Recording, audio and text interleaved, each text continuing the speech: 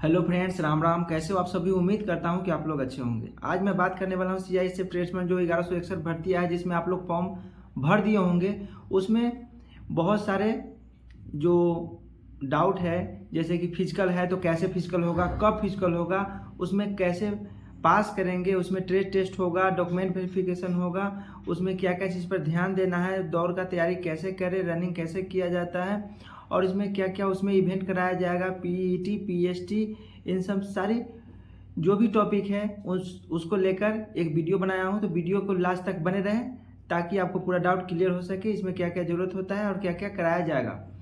तो सबसे पहले बात करते हैं इसमें जो फिजिकल है वो कब होगा और क्या क्या होगा।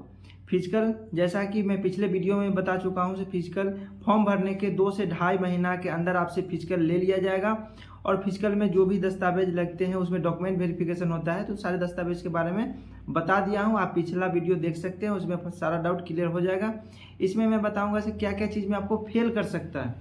आप अगर फिजिकल का तैयारी कर रहे हैं तो ये कोशिश करें कि रनिंग तो अच्छा है, करिए, तैयारी करना चाहिए। उसके साथ साथ आपका पैर का भी ध्यान देना है, जैसे पैर फ्रैक्चर ना हो, कहीं टूट फूट ना हो। उसके साथ साथ आपका सभी चीज़ पे ध्यान देना है, क्योंकि मेडिकल में भी आपको दिक्कत हो सकती है। अगर आपका कोई चीज़ फ्रैक्चर हो गया तो फिर आपको दिक्कत हो सकती है। अगर फ्रैक्चर हो जाएगा तो फिर आपका ऐसे भी रनिंग आप नहीं निकाल पाएंगे, क्योंकि 1600 मीटर का जो रनिंग होता है वो स्पीड में रनिंग करना होता है, तो उसमें आप सक्सेस नहीं हो पाएंगे। अगर आपका पैर हाथ ठीक नहीं है तो ऐसे भी आप रनिंग नहीं कर पाएंगे।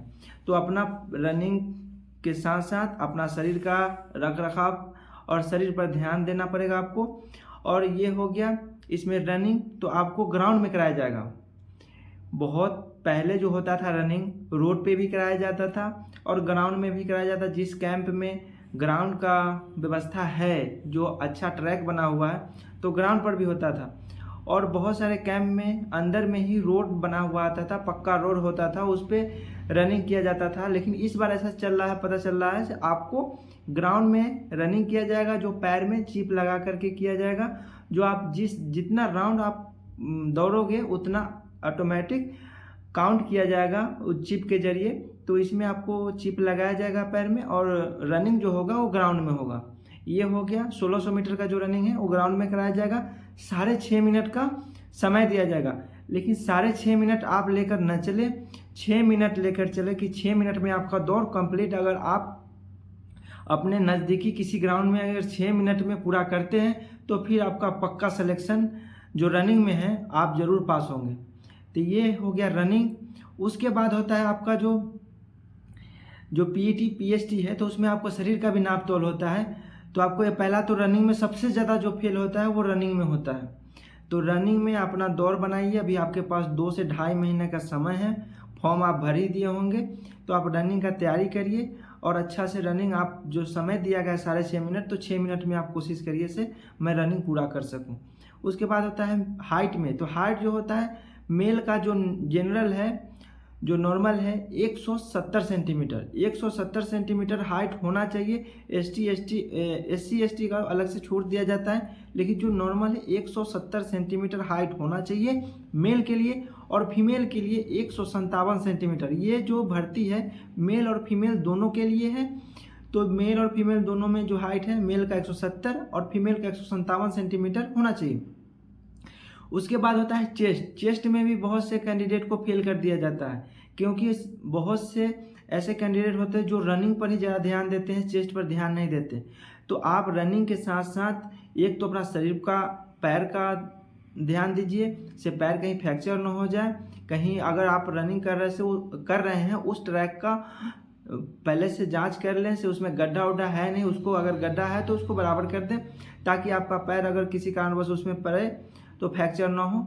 तो उसको गड्ढा को बंद कर दे और उस पर ध्यान देना है पैर पे। उसके बाद क्या होता है, आपको चेस्ट पर भी ध्यान देना है, क्योंकि आपका 80 सेंटीमीटर चेस्ट होना ही चाहिए बिना फुलाए हुए। नॉर्मल जो चेस्ट मांगा गया है 80 सेंटीमीटर, 5 सेंटीमीटर का फैलाव, 80 से 85 सेंटीमीटर चेस्ट होना चाहिए। तो उसके लिए आपको क्या करना है, रनिंग करने के बाद आपको एक्सरसाइज करना है, पुशअप करना है, ताकि आपका चेस्ट फैले।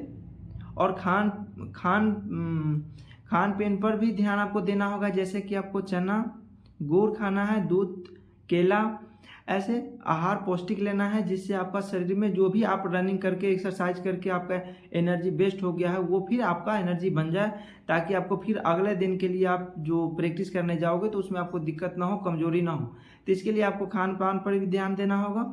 और इसमें जो होता है रनिंग बता दिया, फिजिकल बता दिया, और शरीर का जो नाप तोल होता है वो भी।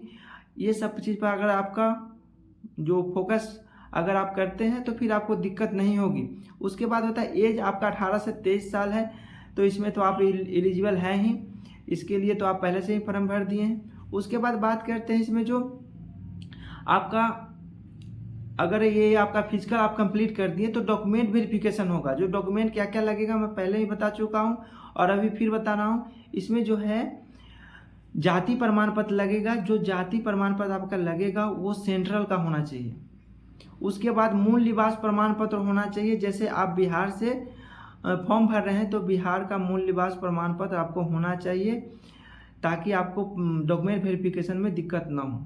आप जिस स्टेट से फॉर्म भर रहे हैं उसी स्टेट का मूल निवास प्रमाण पत्र होना चाहिए।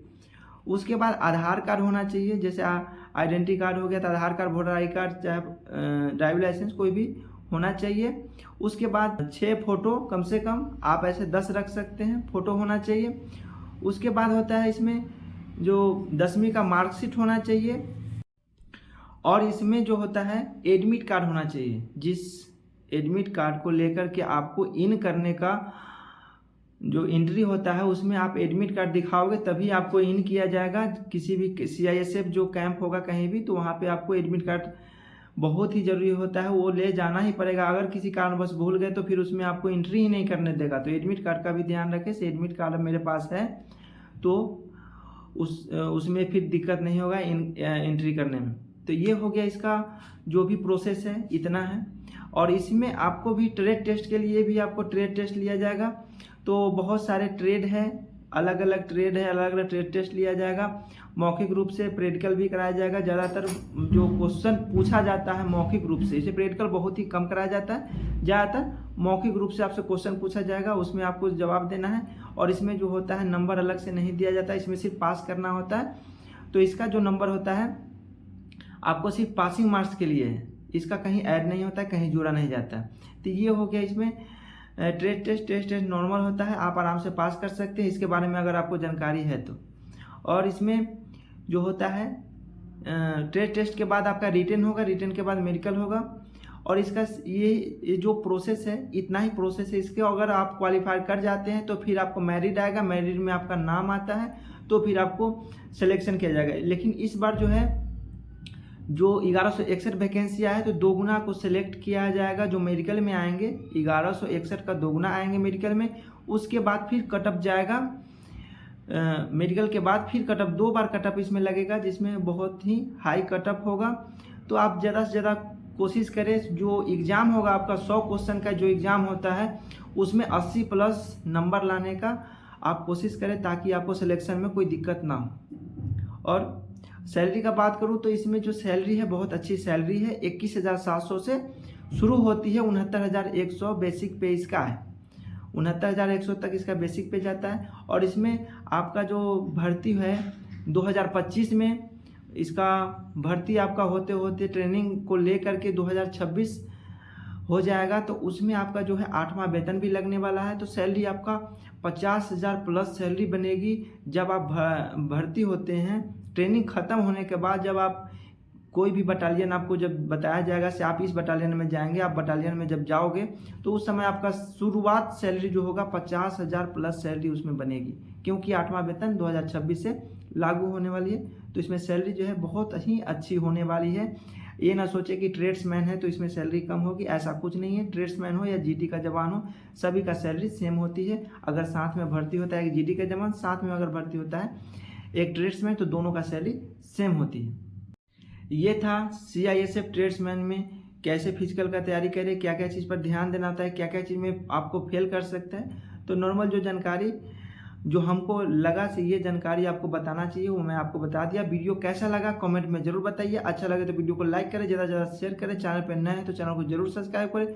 कोई भी डाउट है तो आप मैसेज के जरिए, कमेंट के जरिए आप कर सकते हैं, मैं उसका जवाब दूंगा। अगर हमको मालूम नहीं है तो मैं अपने मेरे साथ में जो भी ट्रेड्समैन हैं उनसे पूछ करके आपका डाउट क्लियर करने का कोशिश करूँगा।